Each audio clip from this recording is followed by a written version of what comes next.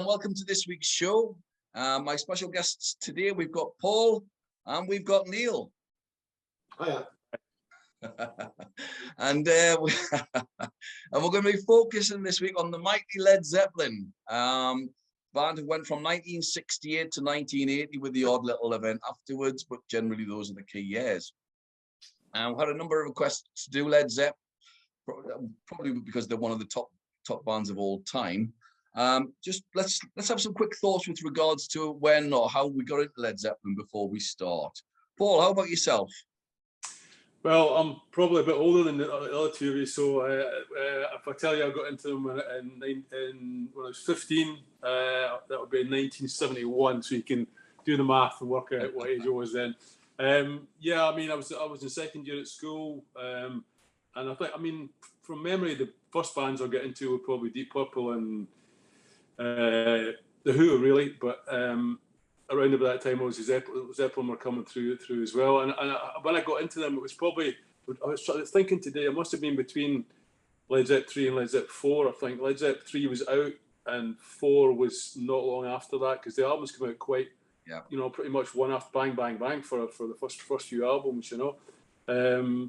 So I just remember, you know, the cool thing to do at school was you walked around with your favourite album under your arm, you know, back in the days of vinyl, and people are wondering about with the Led Zeppelin 3 under their arm, or Deep Purple and Rock or whatever, you know. So yeah, it was a cool time to be getting into music, you know, because that was really the start of my discovery of music, was those bands when they were kind of just coming to the fore.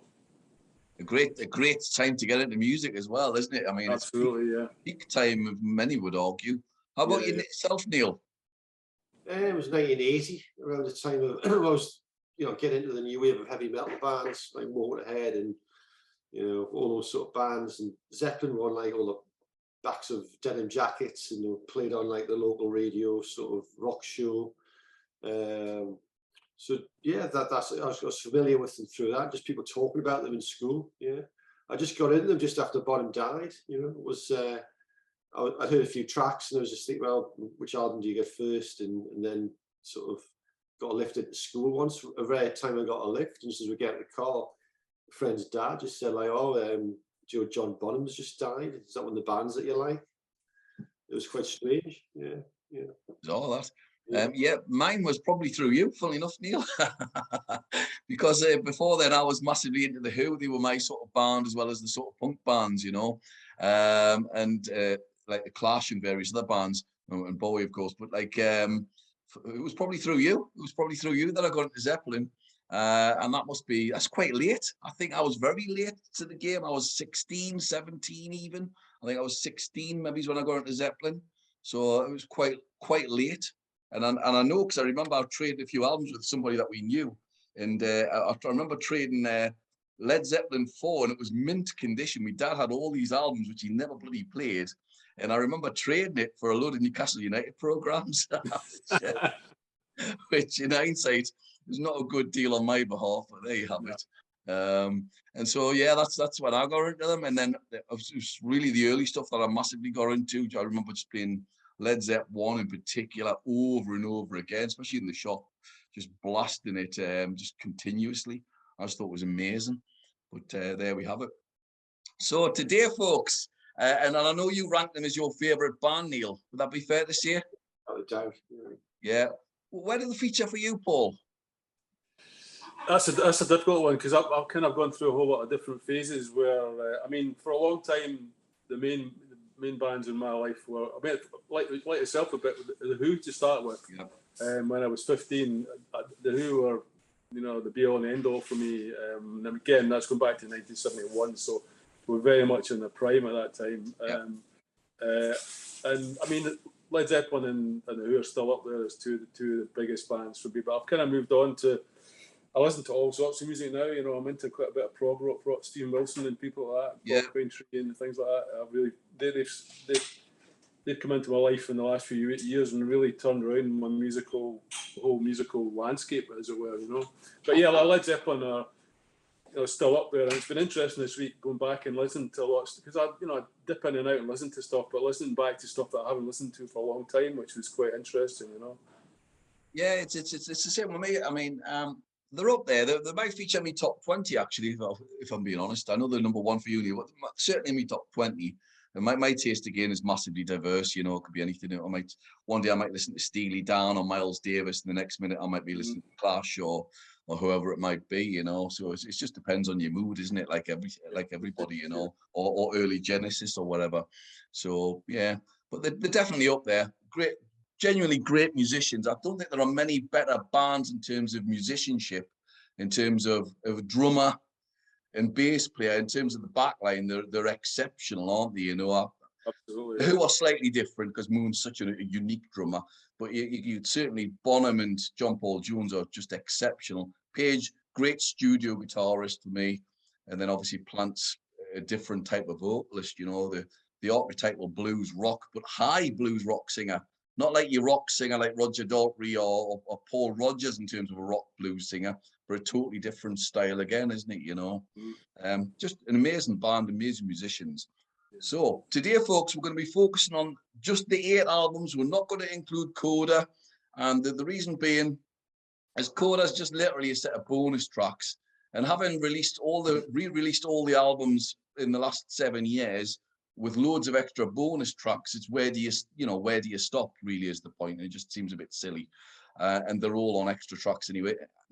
So we've skipped Coda because it's, in my opinion, it's not essential, and we had a conversation with regards to that. Before we do the album ranking, I'm just going to go over the rankings in terms of numbers. And as you can see, in terms of a 5-star album, we equate that to be a masterpiece. 4.5 is essential. 4, excellent. 3.5 is very good. 3 is still a good album. 2.5 is fair. 2 is weak. 1.5 is very poor. 1 is awful, and we've still just had the one awful album, and that was The Madness by Madness. It really stinks. And we've had nothing yet, which is 0.5 stars. I'll be amazed if we have a 0.5 stars today. I doubt that's going to happen, but it will happen at some point. So, Paul, you're going to go first. You're going to kick us off. What have you got in 8th place? Well, I mean, I think, first off, I'd say that it's a bit like choosing your favourite children, you know, choosing Led Zeppelin albums. But having said that, I think choosing the album I like least was the easiest part of it, and it has to be In Through the Outdoor, which to me, it just seemed like one album, well, certainly one album too far. And listening back to even again this week, and that, again, it's not an album I listen to a lot. It's just such a lightweight album. And also the thought that also occurred to me this week was, it actually really sounds like a Robert Plant solo album to me. If that album had come out in amongst Robert Plant's other albums, you'd have said, "Oh, it's okay. It's a decent album. It's got some songs on it. You know, it's listenable." But it's very much, to me, a Plant album, and there's not a lot of Jimmy Page on it at all, really. And I think the story of that was because he was really in a bad way with drugs at that time, and I think John Paul Jones and Plant had basically had to take over the whole, you know, album at one stage, you know. But yeah, it's not an album I listen to. As I say, there's a couple of tracks on it, they're okay, but I mean, there's one track, Carousel Alhambra, and I've, in my notes here, I've just put after that WTF, because to me, it's that kind of track. What the hell is that track all about? It's 10.5 minutes long, and there are no redeeming features about that song at all. I don't know what else I can say about the album, really, because there's nothing else that really sticks in the memory for me. You know, so for me, that's a 2.5. That's the lowest score I could give to a Led Zeppelin album. Okay, that's really interesting. Wow. Yeah. Okay, right. We'll come to that in a second. Neil, what have you got? Presence. It's always been my least favourite. Easiest one to sort of like decide on, the first and last, with Presence. It's still a good album. I still like the album. It's just not as good as the rest. It's a bit one-sounding, because it's the only album that hasn't got any keyboards on, and there's all the songs are Page Plant songs except one that's like a group composition. So it's just a bit one-sounding. Achilles' Last Stanza, stands out. That's an amazing song. that's the only one for me. That's like, you know, a great song. Whereas some of the other albums have got like, you know, a handful of great songs as well as excellent songs. But Presence is just always the one that I've listened to the least. And I listened to it recently for, you know, for the show, and it's better than I thought it was. But I just put it down as a good album. It's still a good album. It's better than most bands' best album. But that's my opinion of Presence. It's a good album, but not as good as the rest. Yeah. So 3 stars then. Yeah, good album. Yeah, I mean, it's odd because I've gone with that as well. So, oh, hold on. So yeah, I've gone with that as well. I've written a few little notes here. It was recorded in '76. I think it's recorded far too closely to the previous album, to Physical Graffiti. It's just, it was recorded '75, apparently late '75. yeah. So it's too quick. Again, I think Plant had been involved in a car crash and he recorded the whole album in a wheelchair, which is mad. It's one of my favorite albums. It was because it was written and recorded pretty quickly under pressure. Yeah. That asked the Rolling Stones to sort of like, borrow a couple of days off their studio. Yes, that's right. I mean, it's arguably the heaviest album in some respects. I mean, Achilles' Last Stand is absolutely fantastic. I absolutely love it. It's 10.5 minutes long, and it doesn't seem a second too long either. It's brilliant. It's just got loads going for it. But then there's so many average tracks on it, you know. I mean, Candy Store Rock is like, ugh, Royal Orleans, all right. Hot Song for Nowhere's all right. Since, you know, T for One is like it's like a mediocre version of Since I've Been Loving You, you know, it's just nowhere near, it's not on the same level. I know it as well. Yeah. It also sounds the same, you know. Yeah, and then I love their version of Nobody's Fault But Mine, the old Blind Willie Johnson song. I mean, it's a fantastic take on it. It really is. They're the 2 great songs on the album. But it gets 3 stars for me, but there's nothing else that really does anything for me. As I say, those 2 songs are amazing. And I know that the Hypnosis album cover as well, it was I think it was touted out to literally everybody before Led Zeppelin finally took it. I think Pink Floyd had been offered it, and various other artists have turned it down, and then lo and behold, Led Zeppelin accepted it. And it's a crap piece of art. It doesn't make any sense. It doesn't work. It's a rubbish cover. I don't get it, but you know, it's still a 3 stars album because of them 2 songs for me, which are exceptional. But the rest, nah, that's it for me. Paul, what have you got in at number 7? Well, I have to slightly disagree with you guys, because I've actually got I've got Houses of the Holy in at number 7, which is an album which I think it's got some great tracks on it, but tracks like No Quarter, absolutely sublime track. I mean, probably the most atmospheric track that Led Zeppelin ever wrote, and it's one of these songs that live is just an amazing experience, you know. And it's got, you know, one of the best riff bands of all time, Led Zeppelin. And to me, probably a track that gets a little bit less love than it should do is The Ocean. I think that's absolutely fantastic. What a riff that is. Yeah. It's probably my favourite Led Zeppelin riff of all time. And I used to play in a band and we used to do that song, and I used to love playing it. It's just like, to me, it's just like, it kind of sums up Led Zeppelin at their swaggering best, you know. It's just like everything about it. They're just a band that's absolutely on point playing that song, you know. But for me, as an album, I think it's let down by the likes of the Crunge. You know, okay, kind of homage to James Brown, yeah, okay, but it doesn't really do anything for me, you know. And like similarly, Jamaica, you know, their attempt at doing reggae, you know, I'm like, it's throwaway stuff, you know. And I think probably because of those 2 tracks, I put it in at number 7. You know, I mean, it's a great album. Yeah, it's got some great tracks on it. But I would give it 3.5. Yeah, that's fair enough. We'll come to that soon, actually, the Crunge. I think that's quite an interesting point to make. Neil, how about yourself? Probably Into the Outdoor. Put like a very good album. One of the first albums I got by them, funny enough. I really like the album. But, you know, sound-wise, because it was mostly John Paul Jones and Rob Plant, because they were working on songs before Bonham and Page used to arrive at the studio. I think it would have been better if the some of the 3 tracks that are on Coda, the more rockier tracks, had been on replacing 2 of the songs, it would sound more like a Led Zeppelin album. But like Robert Plant sort of says, it's not really a Led Zeppelin album. I mean, it's a good album, really good album. Really, I love it. You know, I play it loads, but just the rest of the albums are better than that one. But still, you know, they'd been through a few problems at the time with Plant's son dying, and there'd been a bit of a break.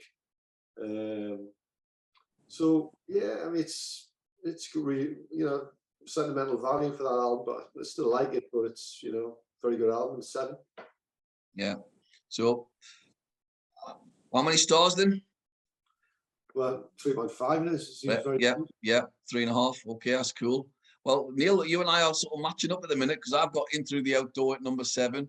It was recorded in ABBA's studio, which I didn't know about, in '78. And as Paul rightly said, Page, I think, was on heroin and Bonham was an alcoholic. And I think Paul's right as well. It's almost like a Robert Plant solo album, without a doubt. I mean, I really love some of the songs on this, I have to say. I love In the Evening. I think it's great. Southbound Soiree, it's all right, you know. Fool in the Rain is a terrific song. It's got that Purdy shuffle thing going on as well. The drum beat's fantastic on it. Really good, actually, if I go with that. The one I particularly love, and I know the fans hate it, and it's just for sentimental and personal reasons, I love Hot Dog. So when Neil and I were in a band together, we used to do Hot Dog. And I used to go down a storm. In fact, I even played it at my wedding. So I really enjoy Hot Dog. It's just a classic cheesy Elvis sort of mimic type song, but I love it. Right, the unpronounceable Salambra, I've got written here, it's a terrific song. I really like it. It's very epic. It's often overlooked, I've written here, by fans. It's very dominated by the keys and the drums, but I really like it. All My Love, lovely song about Plant's lost son there, correct? And then I'm Gonna Crawl, again, a lovely slow blues to finish. I really like the album. And it's 3.5. It's almost 4 stars for me. I really like it. 3.5 stars, going to 4. I really like the album. I mean, the artwork again is a bit weird. I don't quite get the artwork, the sort of saloon like look. I mean, I'm not a fan of Led Zeppelin's artworks for some of the album sleeves. They don't work for me on quite a lot of occasions. I don't quite understand them. You know, certain artists you associate with their album covers, but Zeppelin's are just a bit weird. I don't know what you think about that, you know. Certain artists do great covers and then others less so, and I'm putting Led Zeppelin in the less so category. The same company did the Pink Floyd albums, isn't it? The same company did the Floyd album.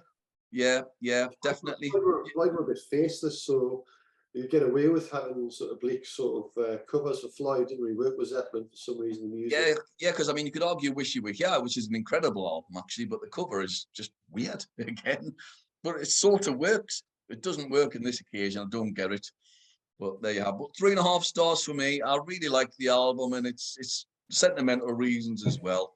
Paul, what have you got in at number 6? Well, number 6, again, I'm a little bit out of step with you guys, is Presence, which I have to say is an album I listened to this week for the first time in a long time, and I really enjoyed it. And I really enjoyed it because I think it's a really muscular album. And I think the one thing I'd say about, if there was a criticism of it, I'd say there's not a lot of light and shade in it. It's like, because it's all just rocking out, you know, Led Zeppelin sort of heavy blues rock. But that's what I like about it, because to me, the essence of Led Zeppelin is still that they were a blues rock band, you know. And to me, the really good tracks on it, such as Kelly's Last Stand, Nobody's Fault But Mine, and I really like 2 for 1 as well. They hark back to Led Zeppelin 1 and Led Zeppelin 2, to what the band to me was really all about, you know. So for that reason, I understand why you know the two of you were kind of not so keen on it, but to me, it represents the Led Zeppelin that I really liked, that I kind of fell in love with to start with, when they were just evolving kind of thing. Before the later kind of the kind of 3 and 4 and the band, the albums where they kind of spread out musically and did different things.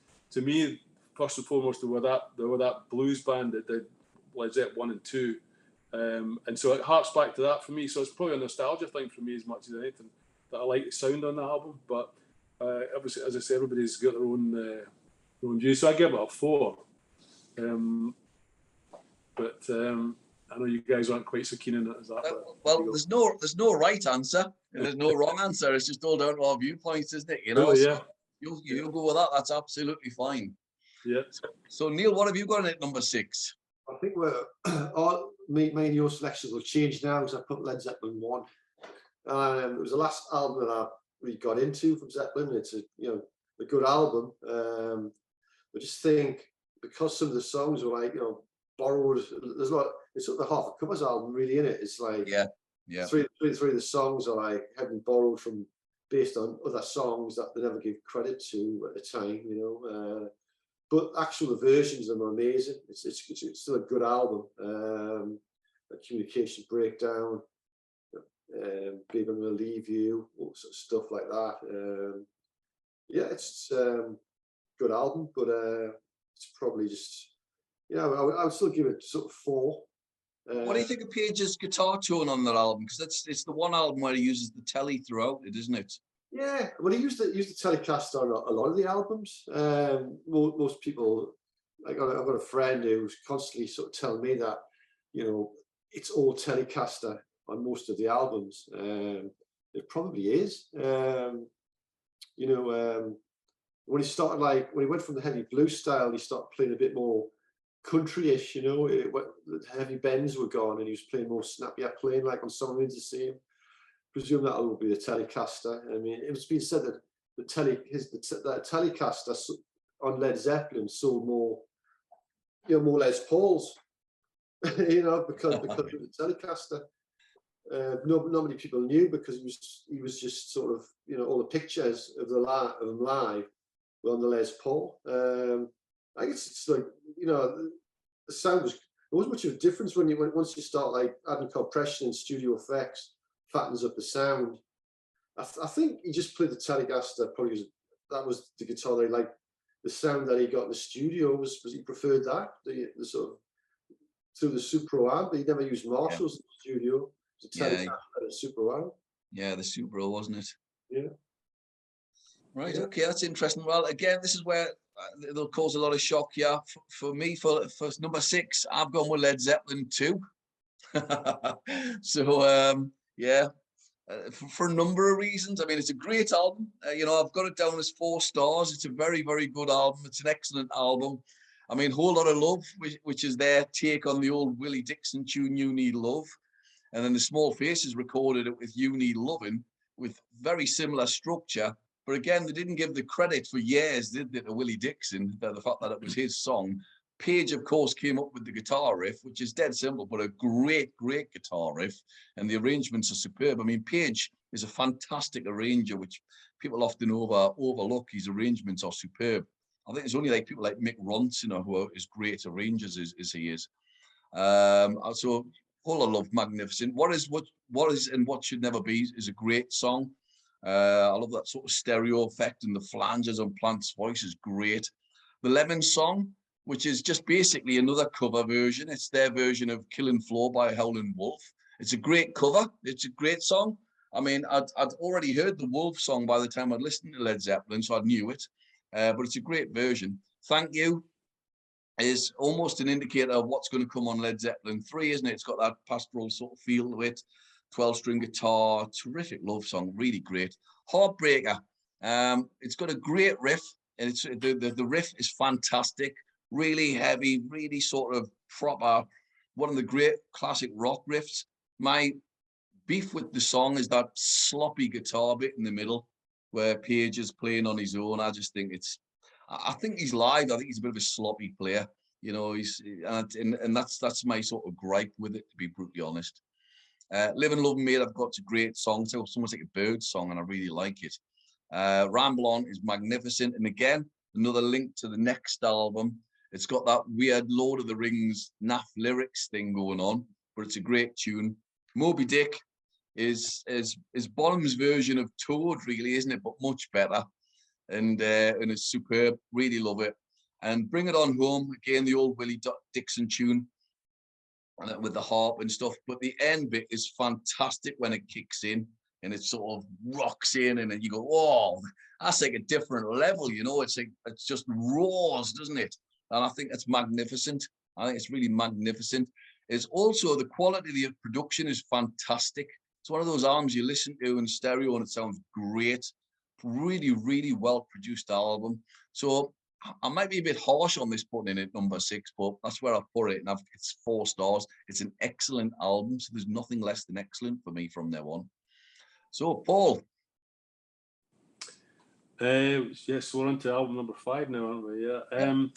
Yeah. I've probably like you and Neil, I've agonised all week about how the order these albums should be in, you know, and the albums have been up and down, and you know, I've been changing my mind all the time. I've got Physical Graffiti in at number 5, I think we're at now. I nearly put it in at 4. I nearly put it in ahead of Led Zeppelin 4, but I changed my mind this morning.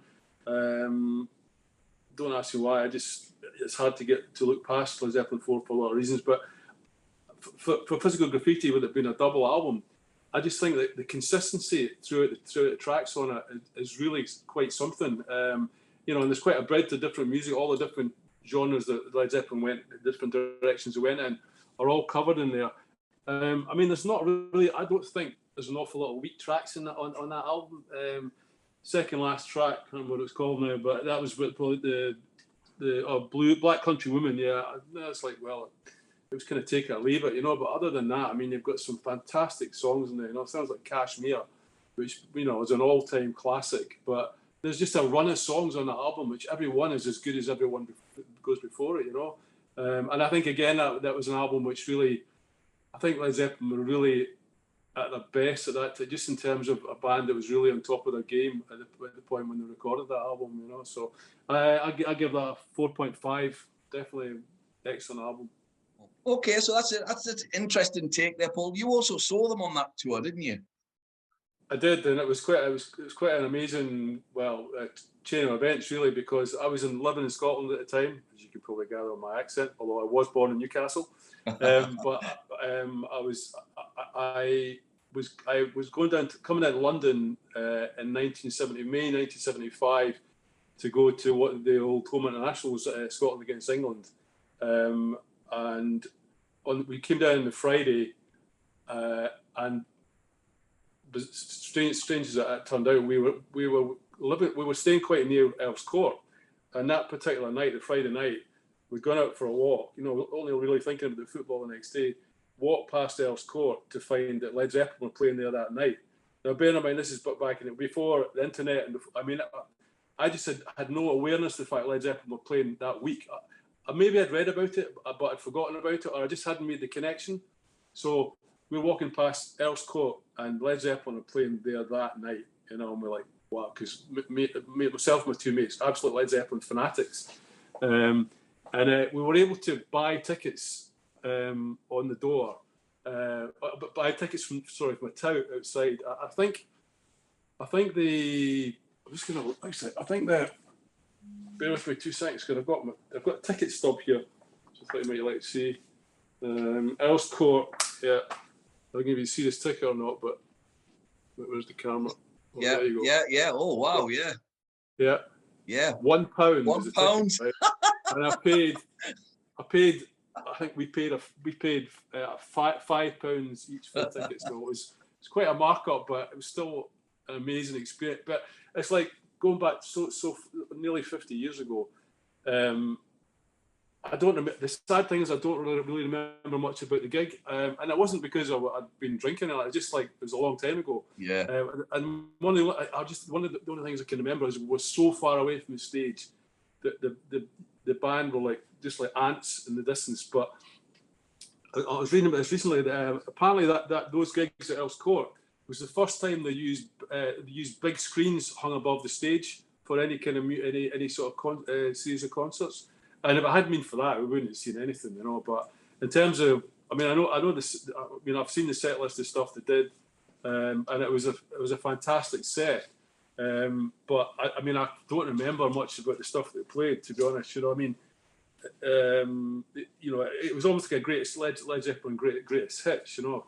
Kashmir, No Quarter, you know, Dazed and Confused, Jimmy Page with the old violin blow out, which is just one of those things you have to see. You know, it's one of those things you just had to be there to see it. It's all on YouTube now, isn't it? The full views on YouTube, which is incredible. Wow, so that's amazing. £1. Wow, you probably get a couple £100 for your ticket still. I'll probably could. I actually also have. I should show you this here. The actual program as well. Oh wow, yeah. Definitely. It's a bit tatty now, but yeah, I've still got. That's one of my treasured possessions. That program. I don't even know how I managed to get it back. I've been going to football the next day and all the rest of it.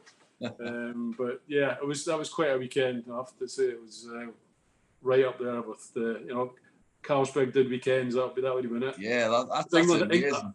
England, because I'm actually English in spite of my accent. I'll just throw it in quickly. In spite of I was English, I went down to Wembley on a train full of Scots, and that was the game that England won 5-1, and I was in the end with all the Scottish fans, and I'm going. But yeah, so for those two reasons, it was an amazing weekend. Yeah, wow. Neil, what have you got? That's amazing. Neil, what have you got in at number 5? I went for Led Zeppelin II. Yeah. I haven't heard it for a while. I heard it played it this week. I have gotten vinyl, so I don't really bought it on CD. It's still a great album, the progression from the first one. It was recorded on the road as well. It was like loads of different studios it was recorded in. It's got a good ambient sound, and Eddie Kramer worked on it. Yeah. The songs are just great. And Kramer worked with Hendrix and that, didn't he? Yeah, he did. Yeah, I think he worked on a few of the Zeppelin albums. I can't remember which ones. Yeah, I think it's most of them. Yeah. He did maybe the one after, and probably 3 and 4. Yeah, it's a great album. So thank you. All the different moods of the songs are fantastic. Plus all the heavy blues stuff as well. It's a great album. Yeah. What do you think of Page's playing on it? It's great. I like Heartbreak. I like the guitar solo in Heartbreak. It was the first time that had ever been done, I think, to just stop a song, have a guitar solo. It was like, the eruption of the 60s, just to cut a song and just blast away on a guitar solo. I like it, it's his style, his style stumbles a bit, but it's just Jimmy Page. It was, at that time he was approaching his peak, really, when he sort of, it's until about sort of the 77 where he sort of like got a bit more sloppy, but still 69 he was like, he couldn't touch him really, like, to me, just the different styles that he had, he just, he played acoustic stuff, different tunings, most of that come on later on 3 in particular, but I think it's a great album. Yeah, no, I think you're right. I think the eruption analogy is actually a very good one. I think it's a very good one. It's not for me, but it's like in terms of what I like, but I totally get it. I do totally get it, and I can certainly go with that. Right, well, my number 5, I've got Houses of the Holy, and this is the one that's grown on me the most. Actually, this might have almost gone to the next level. I've gone with 4 stars, and because of what Paul said, I totally agree. I don't like the grunge. It's that really lets it down for me. I've just wrote it's a bad James Brown style groove, and sadly Bonham is a great drummer. He's not a funk drummer for me, and it doesn't work. And the whole Take It to the Bridge sort of mimicry doesn't work. I just don't like it. I don't think it works as a song. But the rest of it, I really, really love the rest of the album. I mean, the song Remains the Same is an incredible opener, brilliant song, really well crafted. I love the guitar on it and the band just kick in. It's a magnificent opener. And then the Rain song is a real contrast with that different tuning. I don't know what the tuning is, Neil, do you know? I think it's Jesus, I think it is. Right. So he's got this different tuning going on, and it creates a lovely wistful sort of thought. I think it was based on a George Harrison. It was based on something apparently in terms of with a different tuning. Dancing Days I really like. Unusual guitar additional riff I've got on, which I do like. I actually like Jamaica. It's stupid. It's got something else about it. I do like it. It's unusual and fun. No Quarter, I totally agree. It's the highlight of the album. It's a John Paul Jones classic in terms of the sound, great key, super feel. It's proper a real epic tune. And then The Ocean, I've actually written here, is almost the blueprint for crap rip-off bands like Greta Van Fleet and all of those lots. It's almost like the archetypal sort of Led Zeppelin tune, where everybody else has said, well, that's what you need to sound like, and they just basically rip it off. And it's a really good song, really, really good song. The other thing I want to comment on as well is that creepy artwork done at the Giants Causeway. I'm sorry, but it's really quite disturbing having little kids on the front there. It's not quite Blind Faith's cover, but it's not a million miles away from it, like, you know, and it's disturbing and a bit off-putting for me. I don't like it at all. Don't like it one little bit. But the album, you know, I'm knocking half a star off for that cover alone. The album, otherwise, I've given it 4 stars. I really love the album, and it's grown on us massively over the last 2 weeks that I've been listening to the Led Zeppelin albums, just preparing for this. So there we have it. Paul, what have you got in at number 4? Well, appropriately at number 4, I've got Led Zeppelin IV, which, I mean, you know, there's no getting away from the fact that it contains a handful of the absolute classic Led Zeppelin tracks, you know. You know, I mean, lot's been said about Stairway to Heaven, lot's been written about it, and, you know, it's been played 50 million times on radio and all that. I don't even think it's the best track on the album, to be honest. I mean, you've got Black Dog and Rock and Roll are just absolutely amazing rock out tracks, you know. But for me, I think it dips a little bit in the second half of the album. I mean, you know, Misty Mountain Hop, 4 Sticks, Going to California, they're okay. I mean, you know, by anybody else's standard, you know, it's like we said before, Led Zeppelin's worst is better than most bands' music for me. But there's 3 tracks there which I could live without. But then you've got When the Levee Breaks, which to me is the best track on the album. And I know it's not original, but just from that opening, you know, the opening of that song when Bonham comes in with that sound, it's just incredible, you know. I mean, that drum sound has never been, I'm sure a lot of people have tried to replicate it. The drum sound that he recorded at Headley Grange is just something else. I was reading this week actually that I think they only ever played that track live once. And apparently it was, the theory is it's because it was so difficult to recreate that drum sound on stage that they just gave up on the idea. It might be wrong, that just might be hypothesis, but yeah, what a great track, you know. And, you know, Stairway to Heaven is a great song, you know. Again, I was reading this week something with John Paul Jones. I've been saying that when they first started playing it, he said you could see people in the audience bored to tears because they didn't know the song.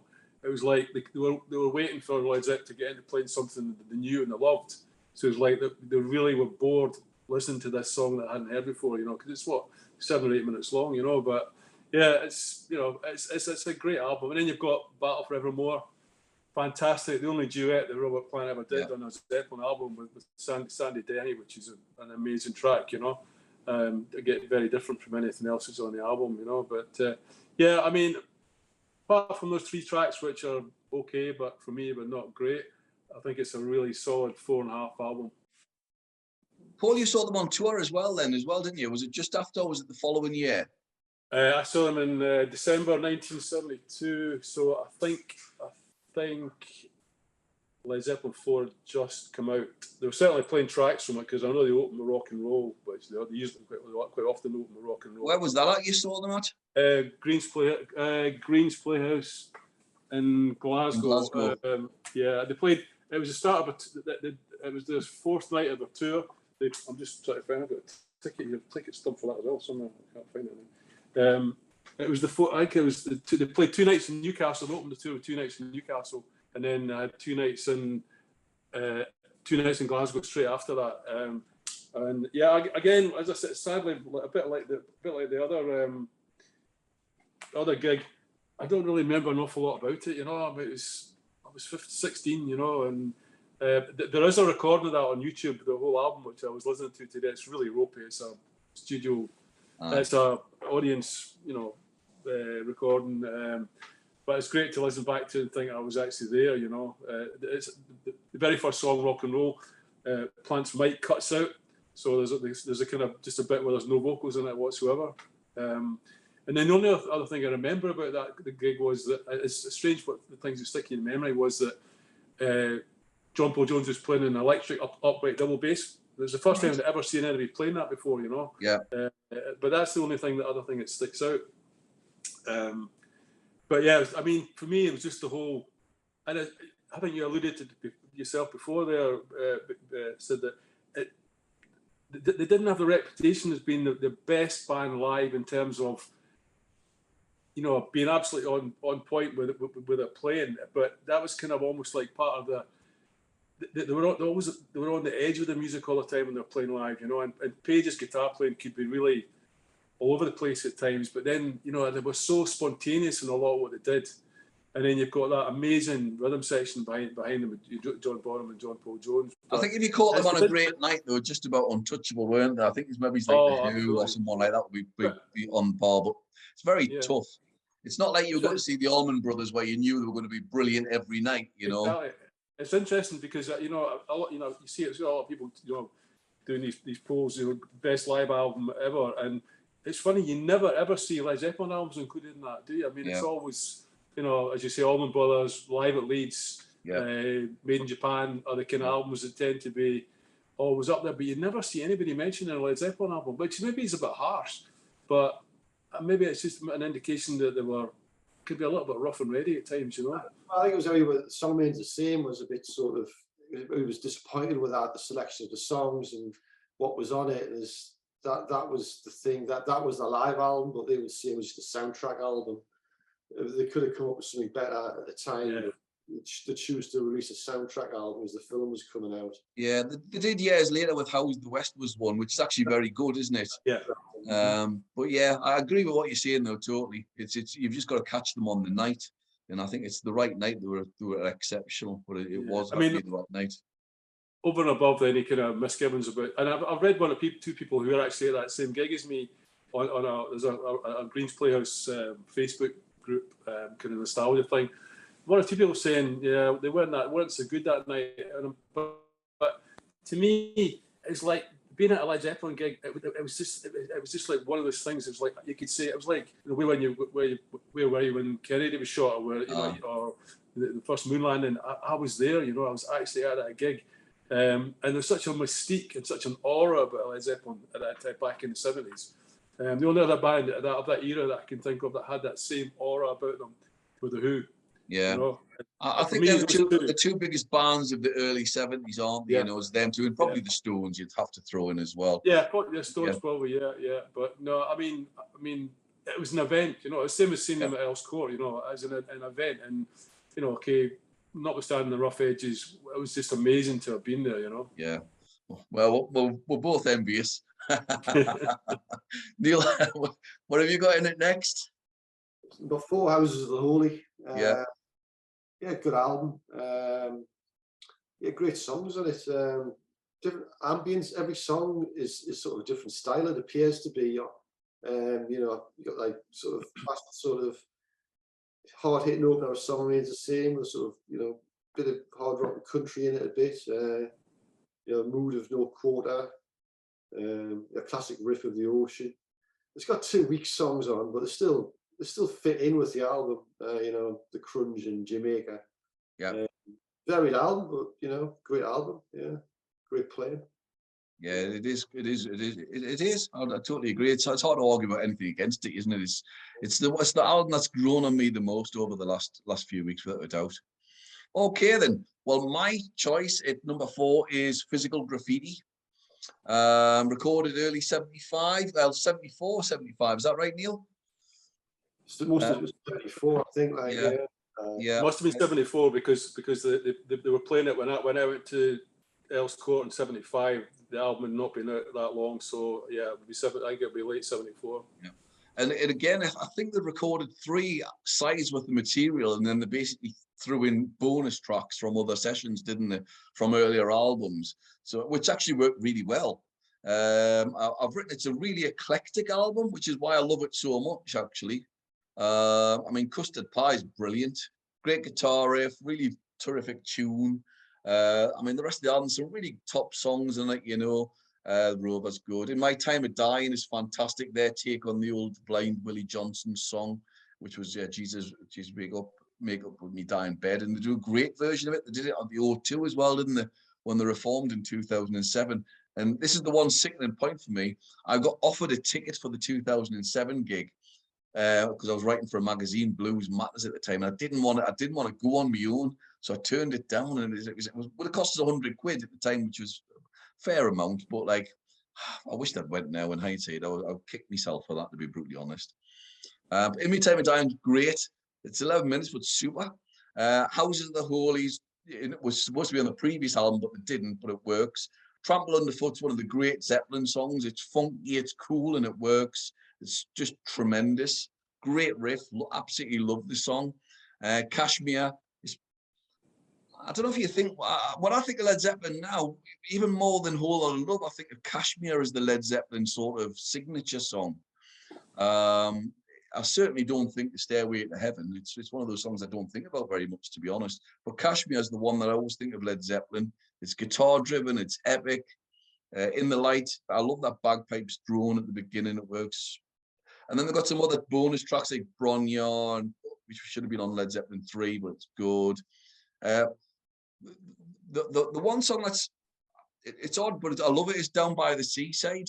I think it's fantastic. Great song. Yeah. It reminds me like it's like a Crosby, Stills and Nash type song, and then mixed with the Who, you know, when it sort of rocks in. I really love it. It was supposed to be written for Led Zeppelin 4, and it should have been on Led Zeppelin 4. I would argue, actually. I think it's a great song. It wouldn't have fitted in that album. Do you not think? I think they could have fitted it in. What would you lose off that album to put that one in? That's the thing. Yeah, I love it. I think it's a great song. There's some other great songs on the album. I think the album's very good. 10 Years Gone, Night Flight, you know, the One Tongue song. I really, it's good. One Tongue's got a great riff. I love Boogie with Stew, which is just a daft cover version of a Richie Valens tune, isn't it? And it was recorded at the same time as Rock and Roll, and you can hear it with Ian Stewart on piano. Black Country Woman. Sounds like something off Led Zeppelin 3, and I've written Sick Again. It's just a very good tune. It's just a terrific album. It's just because of the length, I think I'm giving it 4.5 stars. I think the length just spoils it for me. I can't listen to the whole thing in one go. It's just a little bit long, but it's a terrific album. It's a great double album, and I like the artwork. You know, that street in New York, which is, it's the same building where the Stones did Waiting for a Friend outside when they did the video. It's the same building. So I really like the artwork. It actually works for once. But 4.5 stars for me. So, Paul, what have you got in at number 3? Number 3, appropriate enough, I've got Led Zeppelin 3. Great album. Absolutely love that album. As I say, it's probably the album that was current or when I first started listening to them. And I remember I used to have it in vinyl, the one with the old spinning disc thing in the front. And you know, what did I do with that album? I must have given it away or sold it for 50 pence or something. I don't know what I did with it now, but I wish I still had it. But just a great collect. I mean, right from the opening, you know, that hiss at the beginning of Immigrant Song. It's just like, wow, it just kind of pins you back in the seat, you know. It was where did the song Immigrant Song come from? You know, there's nothing you can, not in my view, there's nothing you can say. Oh, it sounds a bit like this, or it's taken a bit of that. I know Led Zeppelin are accused of being very derivative a lot of time, and that's justified. But stuff like that, it's just like it's just such a unique sound, you know. And then you've got things like Out in the Tiles are great again. What an amazing riff, you know. Just Led Zeppelin at their absolute best on that. Bonham, just, you know, what a fantastic drummer. But then you've got things like, you know, Gallows Pole. I love Gallows Pole, just the way it builds up, you know. It's just a little bit different. And then Tangerine. I love Tangerine as a song, and I love the guitar break in the middle of it as well. It's very restrained, but it's just so evocative, I think, you know. And yeah, really good album. And again, I think for me, it's just like a nostalgia thing as well. It just reminds me of a certain time in my life when I was getting into that kind of music, you know, and it was all to do with, we're all wearing loon pants and had long hair and all the rest of it, you know. But yeah, great times. But it's a 5 for me, guaranteed 5 for that. Yeah, understandable. Neil, how about yourself? What you got number 3? Yeah, I went for Led Zeppelin III. Yeah, that's the album which, when I first got into them, I liked the least. But over the years, it just grows on you so much. So melodic, you know. Light and shade, very dynamic. Different guitar tunings and stuff. Yeah, it's great. He uses loads of different guitar tunings, doesn't he? You know, he's a very ingenious guitarist. And what people forget about him as well, I think Page is one of the great acoustic players. And he never gets mentioned because they all think he's this electric god sort of thing, but they forget how great he is as an acoustic player. I don't know why he hasn't done more acoustic stuff, you know, the last 20, 30 years, you know. Some of those songs sound good on their own. If you took the Plant's vocals out, Yeah, as an instrumental, I just don't know why he hasn't sort of, you know, done more of that sort of stuff. But they did some of it with that No Quarter tour. But such a, you know, every song's a great song on that one. Hats off to Roy Harper's bit of a filler at the end, but the rest are all classics. Yeah. yeah. No, that's, yeah, okay. That's yeah. Well, I haven't reached that stage yet with my number 3. My number 3 is Led Zeppelin IV, which I'm giving it 5 stars. I think it's an absolute belter. Recorded at Headley Grange, that classic old Gothic house in Hampshire. I think Kate Bush did an album there as well, didn't she? And I know Bad Company recorded there, and various other artists recorded there, you know. It was apparently a right dump, wasn't it? Supposed to be an absolute dump full of rats and all sorts. I think Genesis recorded The Lamb Lies Down on Broadway there as well. Yeah. But whatever it's done, they've got a great drum sound on it. And I believe Bonham was in the middle of the hallway with mics all over the place, and they just had this big room sound. But as you mentioned earlier on, Black Dog, what an opening to an album track. It's very All Well by Fleetwood Mac, isn't it? And I know Plant was a big All Well fan and would sometimes replace the lyrics when he sang it live on the odd occasion with a bit of All Well. But it's superb. It's a really, really great, simple riff, but it just sounds great. The band sound sonically fantastic. They're really on top form at this point. Rock and Roll is an incredible next song, isn't it? You know, it's a take on the old Little Richard song. Keep it knocking, but you can't come in. You can almost sing along the tune to the drums, which the whole song follows the drums. You can sing that Little Richard song with the bloody drum beat. Whether he should have got a credit, I don't know, because I think he ripped the song off from somebody else from the 20s, so who knows. But a great song, just a great song. We've seen Plant do that on a number of occasions live as well, and he's done it great with different bands. Love it when he's done it with a double bass band live.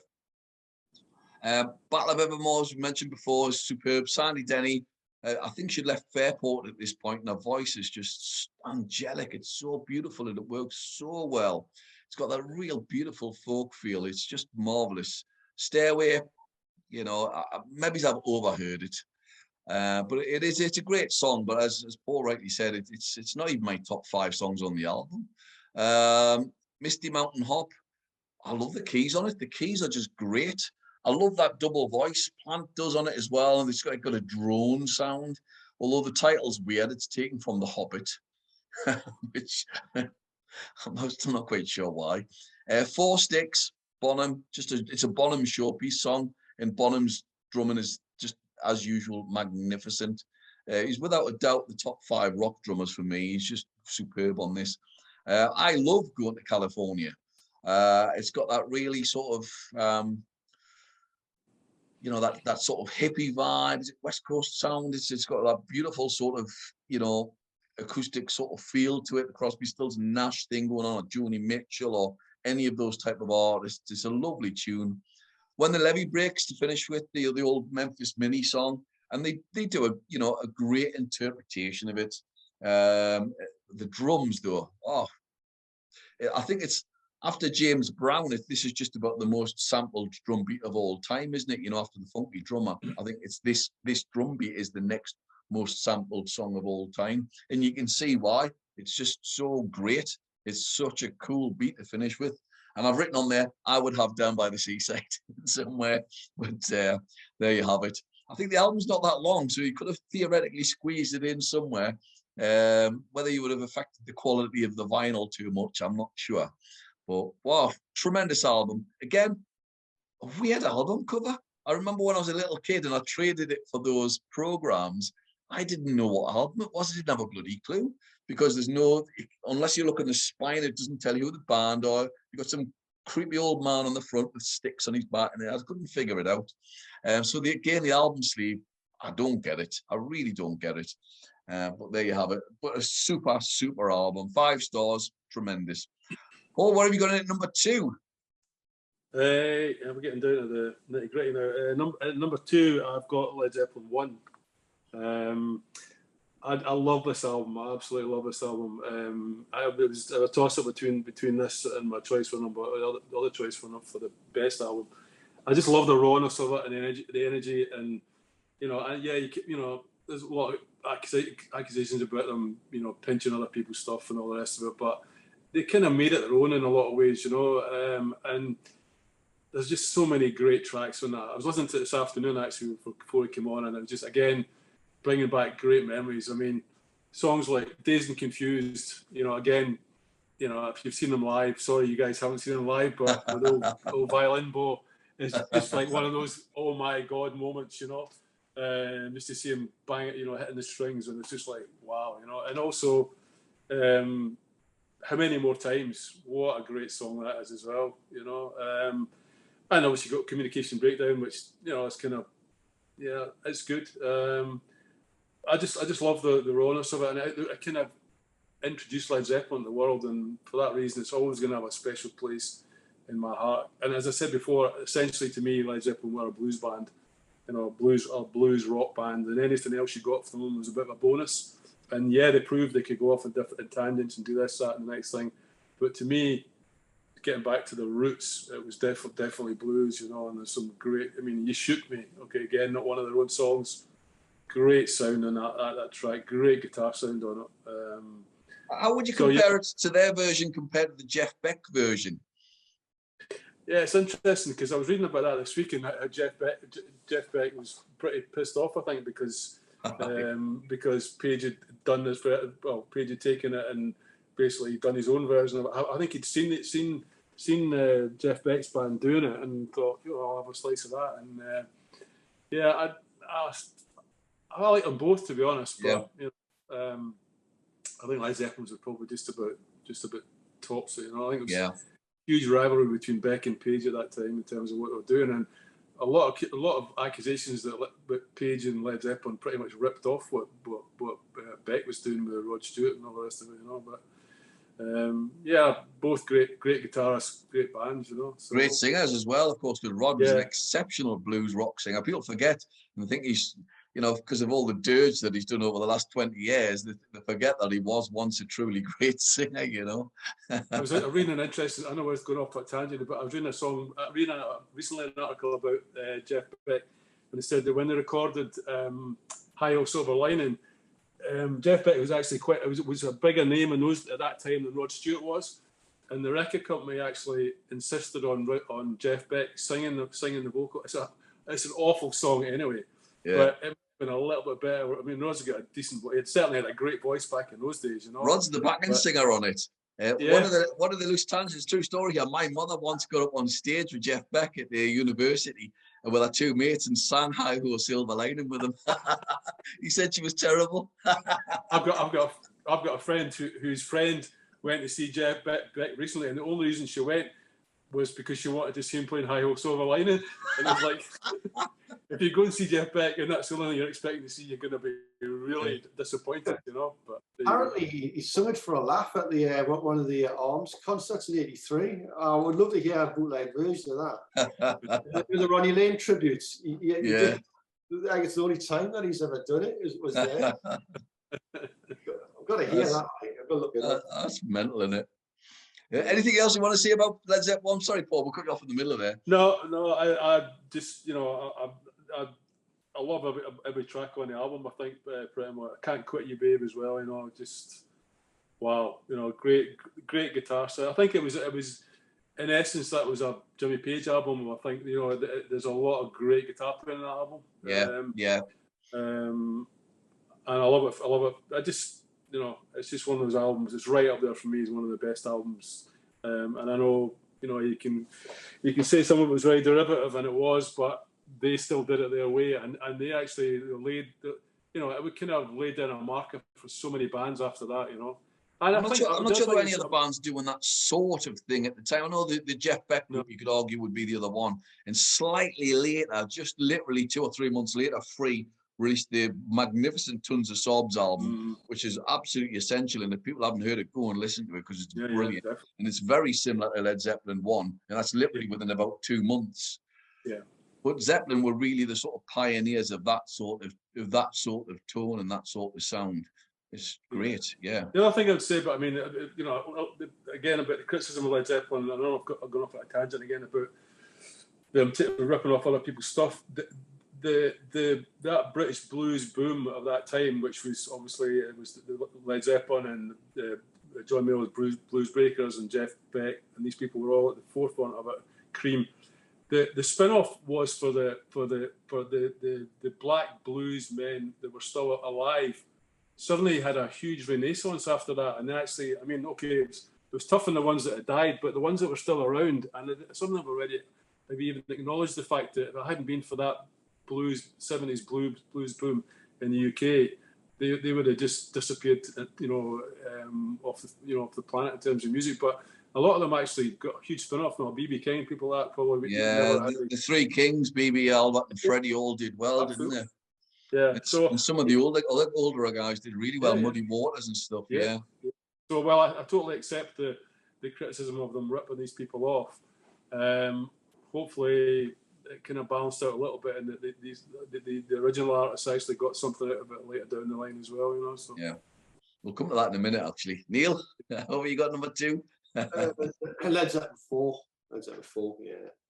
Yeah, great album. I mean, there's not a bad song on it. Every song's like great. Plus all it's the riffs album as well, you know, classic riffs of like Black Dog and rock and roll.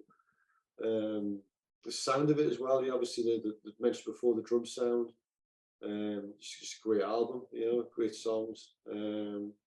Yeah. What's your favourite one on it? What's the one that sort of jumps out at you most? Because I'll Stairway to Heaven. Probably, maybe I would say Black Dog, although I prefer like the live versions of it around the early 70s. We're going to California as well. It's a beautiful song. Yeah. Four Sticks is one of the ones that I haven't sort of, you know, wasn't familiar with till I got the album.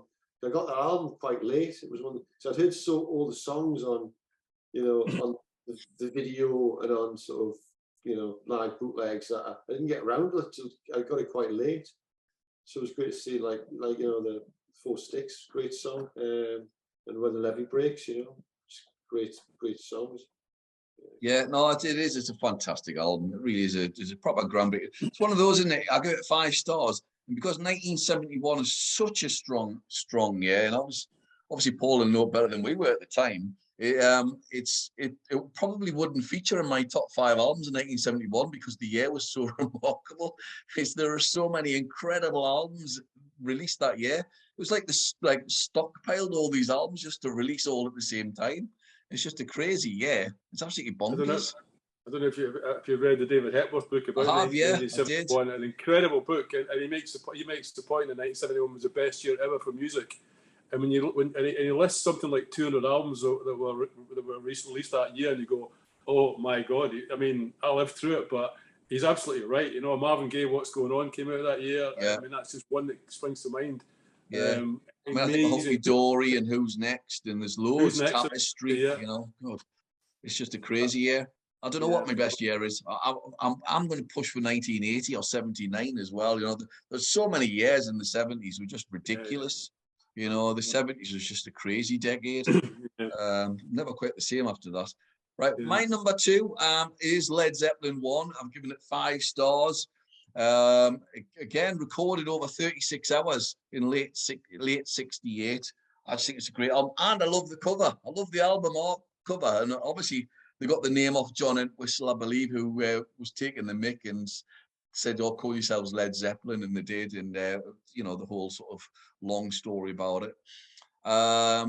It's it's a good. The only downside to this is, we were mentioning before, is the credit given to other artists. Otherwise, the whole album is just unbelievable. I think they only write 3 songs on the whole album that are actually theirs. You know, I mean, Good Times, Bad Times, it starts off, which is incredible. I love it. It's just, again, I think they did it. No, they didn't. I think the communication breakdown, but it's a great song. It just comes in really, really well. Opening chords by Page are just superb. They might have done it at the O2 gig, but it's superb. But then, Babe, I'm Going to Leave You, I didn't know the original version at all. I didn't know the Arn Bredon version or the Joan Baez version at all. I only knew the Led Zeppelin version. When I've heard the other versions, Zeppelin's version is infinitely better. It's an incredible version, and the acoustic guitar is superb, as is Plant's vocals, just brilliant. I agree. Their version of You Shook Me is better. It's just brilliant. It just grooves better, swings a bit more. Bonham's superb on it, and the guitar's brill. It's little things like Dazed and Confused, and again, I think they did give a credit in the end to Willie Dixon for that. But again, Dazed and Confused, not their song. It was a Jake Holmes song, which they sort of adapted, I think is the phrase, and added bits more to it. There wasn't much to it. Different lyrics, but really the tune is the Jake Holmes song. If you go and listen to it on YouTube, it's virtually the same song. And it's like, yeah, okay. They should really have given a proper credit. And I think it was years later that he took them to court and got something. And it's such a great song. It's such a great song as well. Nobody knows, though, about this other guy, which is a real shame. And it was their centerpiece live, wasn't it? It would be the 20-minute song in the middle, as you mentioned before, with the bow and the whole sort of shebang. And it looked great. But they do an incredible interpretation of it. And I knew he was doing it with the new Yardbirds before Led Zeppelin formed. Yeah. Your Time Is Going to Come, brilliant. Hammond, really catchy, lovely. And then the other one, Black Mountainside, which is a sort of take on Davy Graham's She Moves Through the Fair, the old folk guitarist, and Bert Jansch's Black Waterside. I mean, if you listen to that, it's the same tune, you know? And again, no credits given. I don't know. I don't agree with it. Viram Jansar, I think he's called, was on the tablas, and it sounds superb.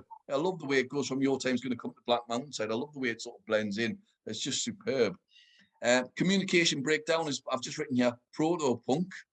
And it was covered by the Dickies, which who do a great version of it, actually. But it's lovely. It's a proper heavy song, great guitar playing. I mean, the guitar sound is really almost the sound that bands like The Cult would later use in the late 80s, that guitar tone. It's superb. I Can't Quit You, another Dixon song, great. And then they finish with the Howlin' Wolf tune, although retitled How Many More Times from How Many More Years. And then they incorporate The Hunter, which I think, you know, which is one of the great blues songs at the time. I think it was against the law not to perform The Hunter for anybody in the late 70s. We've all been in bands, and the amount of times we've sang The Hunter is ridiculous amounts. You know, people would literally shout The Hunter. You'd have to do The Hunter to finish. And they do a great, they do a fantastic, finishes brilliantly. And if people get the chance to watch the gig where they're doing the gig, the whole album just about in Denmark, I think it's about a 30-minute gig that they do most of the album. And the playing, it's just the 4 of them. The playing's fantastic from 68, 69. And you've got Bonham with just this small kit, yet he's bringing the hell out of it, yet beautifully. And his playing is immense. The band are on such form at the time. They were really supercharged. So it's 5 stars. I'm a bit knocked about the credits thing. I think there should be a little bit more knowledge out there with regards to the artists. But as a band, and when I first heard this, I've been massively into blues rock. I thought, wow, this is absolutely the template. This is such a great, great album. Top album. So it's a proper 5-star album for me. And so close to being my number 1. So, Paul, what have you got at number 1? Well, yeah, I'm only the album that makes number 1 for me is Led Zeppelin II, and just for a lot of reasons. Again, it was round about the time when I was really getting into Led Zeppelin. I just think there's some incredible songs on that, incredible playing. And I think probably, I mean, thinking of it again today, I'm thinking if I was standing in a desert island and I was only allowed to take only had one Led Zeppelin album, it would have to be that album. And I'm slightly biased in a sense because I played bass, and I couldn't be without the album that's got the Lemon song on it, and not just that. I mean, what should never be, Bring It On Home, just absolutely fantastic songs, amazing. I think it was before I was saying that Led Zeppelin 1 is really Jimmy Page's album, but I think Led Zeppelin 2 to a great extent is John Paul Jones's album, because the bass playing on it is absolutely fantastic, you know. And you know, just some great songs. You know, I love Heartbreaker. Unlike you, I think the guitar solo is just so unique. I mean, where did that even come from? Where did that idea come from? Just to stop the song and just to launch off on that amazing guitar solo. It just, to me, it's like, wow, it's kind of another Led Zeppelin moment that's going to pin you back in your seat, you know. Yeah, just a really, really good album. And as I say, I couldn't really live without that album, I don't think. So it was between that and Led Zeppelin 1 for the first. When I was speaking to my friend today, who I played in a band with way back 50 years ago, and I said to him, we were doing this, and I said, you know, I've got to rank the albums, and he said, dead simple, just in the order they came out. So in other words, 1, 2, 3, 4. That was the way. And I'm like, well, yeah, I wasn't too far away from thinking the same way, but I think Led Zeppelin 2 not only had some great sort of blues rock songs, if you like, for want of a better phrase, but it also kind of hinted at Led Zeppelin going off in different directions as well, you know. So yeah, really hard choice to make. I could have chosen any one of probably 4 albums to be number 1, but if I'm only allowed to take one album with me, it's definitely going to be 2. Yeah, so it's a definite 5 for me. it is a great choice. It's a great cover as well, actually. I really do like the cover on it. But yeah. Super. Right, Neil, what about you then? What's your top album? Well, you know what it is. It's Physical Graffiti. It's a great album. Kind of beat a classic double album. I just think it's got like different styles in it, different sounds. Like John Paul Jones' keyboards was probably the best sort of keyboard album. You know, everything just fitted, as opposed, unlike Through the Outdoor, it was like a bit too overpowering.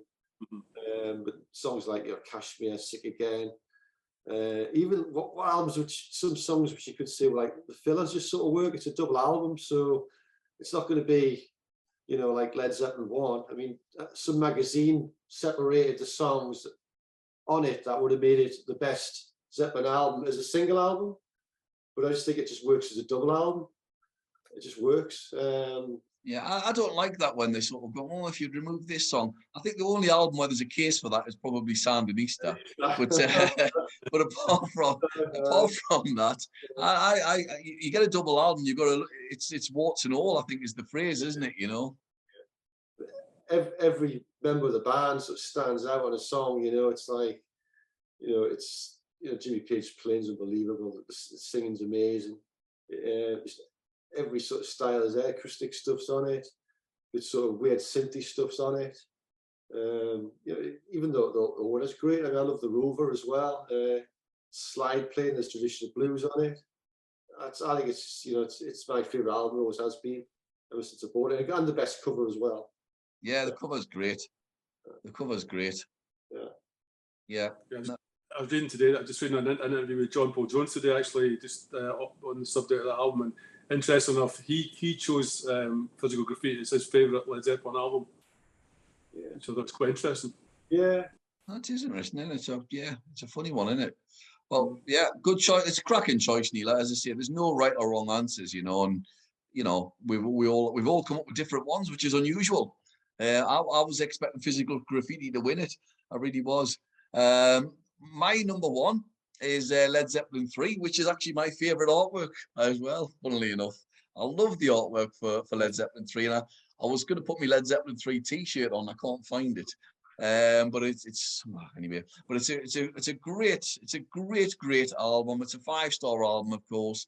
Recorded in '70, and it's a quite different to 1 and 2, which are Jimmy Page type albums. And I agree with the John Paul Jones reference with Led Zeppelin 2, because it is the bass is magnificent, isn't it?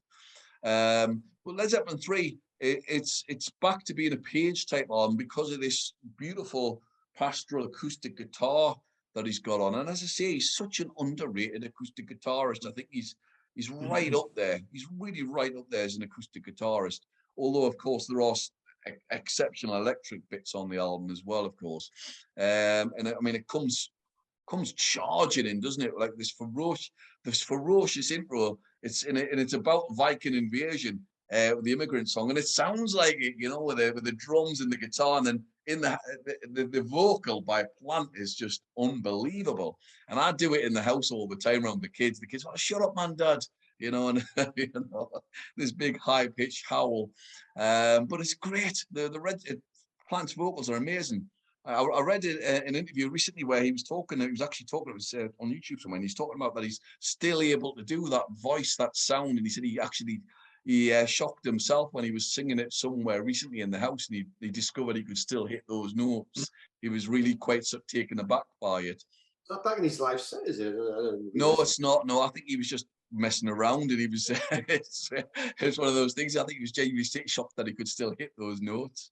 I think it's interesting. I think Robert Plant, just on that subject, I think of the vocalists of that era, he's one of the very few whose voice is still listenable now today. I mean, Roger Daltrey, I love that guy, and I loved them before I loved Led Zeppelin, but his voice is gone now, you know. Yeah, Elton John's voice is gone. Yeah, you know. I mean, But, not none as bad as Ian Anderson's voice. I mean, to say Ian Anderson's voice is gone would be an understatement. I haven't heard it, but I'll take your word for it. Oh my God, Yeah. it's so bad. It's unbelievable. He sounded like I forgot the comedian's name who speaks, and his voice keeps going in and out. I thought it was just absolutely appalling. But you're right. So many voices, the singers, the voices have actually gone. Sad, really, it's sad. Yeah. I mean, Ferry's another one. His voice is so thin now. You think, oh my God, you know. But he's one of the rare ones. Paul Rodgers' voice is still there. Yeah, he's the other one. You're right. Yeah, still sounds brilliant. But I mean, Rod's voice is gone, and in some respects, why should they still have amazing voices at 75? You think, well, it's ridiculous, really. But you know, I think you're dead right. We've seen Plant a few times live, and his voice has been superb. It's deepened a little bit, of course it has, but it's still brilliant, and he uses it magnificently. I mean, the stuff he did with Alison Krauss is incredible as well. It is superb, and his last few albums have been brilliant. You know, he uses his voice properly like an instrument, and it's magnificent. Just go back to the album again. Friends, super. I love that sort of. It's the washy weird sound on with the tune, and then it's using a sort of Celebration Day, which is another stomper. Is a real proper stomper. But then a change of tack. Since I've Been Loving You is just for me. It's Jimmy Page's standout blues track. The playing is unbelievable on it. It's brilliant. I think the whole band. There's so much space. There's loads of air and space. A bit like Free. There's loads of space, and they'll allow them to play and let the band sort of breathe and stretch out a bit. It's superb. What a song that is. And Plant's vocals as well. Oh, breathtakingly good. Again, other stuff Out on the Tiles. Neil, does that song have an octave on it, or is it just that guitar tone that he has on Out on the Tiles? I don't know. Sure. It's a weird proper odd guitar song, but it's great. It's another rocker, and Bonham stands out on it. But then you get to the acoustic side, if you like. You know, you've got Gallows Pole based on the old traditional folk song. Again, Bonham at the end, brilliant on it. It's superb. Really, really great song. Dead catchy. I love it when the rolls come in on the sort of snare. Brill. Tangerine, love it. Again, that Crosby, Stills, Nash sort of feel, and it's, you know, a bit hippie-ish maybe, but it's lovely. That's the way.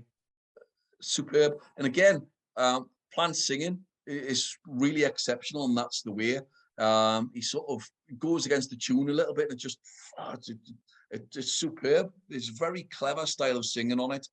Bronio Stomp, uplifting. It's like a campfire tune I've written here. Hats Off to Roy Harper. It's based on the Booker White, Shake 'Em On Down. That's the one that's at the end there. That's the one song that I could argue that I like it. Actually, I do like it. It doesn't necessarily have to be on the album.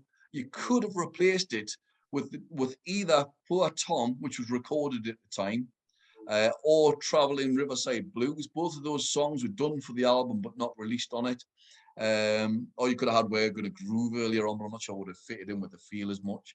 But it's a super album. It's a 5-star album for me. And if people get the chance, that virtually not quite, I think there's a track missing, but the Albert Hall gig from 1970, I think that's Jimmy Page at his peak on guitar. And I think the band are like just unbelievable on it. They're absolutely storming. What's the song that's not on the video, Neil? Do you know? Which song? On there, the Led Zeppelin live at the Albert Hall in 1970. I think there's a song missing. Thank You is not on it, because Right. on some of the interludes on the menus they're playing Thank You. Yeah, right. Maybe they didn't have the full version. Yeah. Well, if people get the chance to watch that, it's unbelievable. So yeah, my number one there is Led Zeppelin III. It'll be interesting to see what people's comments are and see where they rank them. I'm sure some of us will be shot down for having Led Zeppelin II lower down in the order. And it'll be interesting to see what people say. You know, I'm sure there'll be somebody who comes in and says In Through the Outdoors my favorite album. We'll see what the comments are. So thank you very much, folks. If you like to subscribe to the channel, please do. We need to boost those numbers up, and click the like button. That will be absolutely fantastic. Until the next time, we shall see you then, and see you later on. Take care, folks. Goodbye. Yeah. Cheers. Cheers.